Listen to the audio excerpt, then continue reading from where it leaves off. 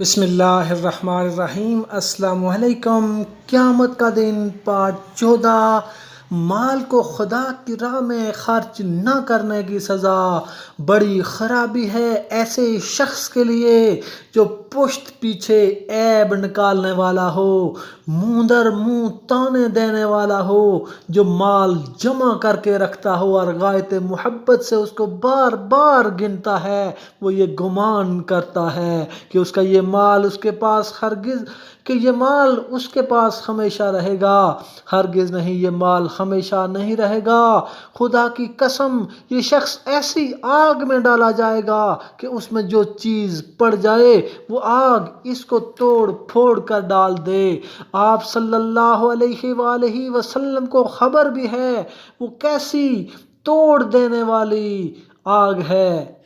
وہ اللہ تعالیٰ کی ایسی آگ ہے جو دلوں تک پہنچ جائے گی، یعنی دنیا کی آگ تو جہاں بدن میں لگی آدمی مر گیا، اور وہاں چونکہ موت نہیں، اس لیے بدن میں لگتے ہی دل تک پہنچ جائے گی، اور دل کی ذرا سی ٹھیس بھی آدمی کو بہت محسوس ہوتی ہے، اور وہ آگ ان لوگوں پر بند کر دی جائے گی اس طرح کہ وہ لوگ لمبے لمبے ستونوں میں گرے ہوئے ہوں گے۔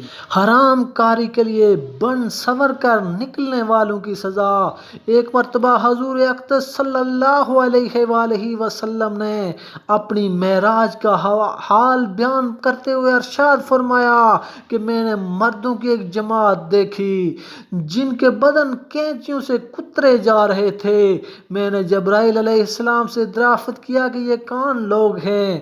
انہوں نے فرمایا کہ یہ وہ لوگ ہیں جو زینت اختیار کرتے تھے، یعنی حرام کاری کے لیے بن سنور کر نکلتے تھے۔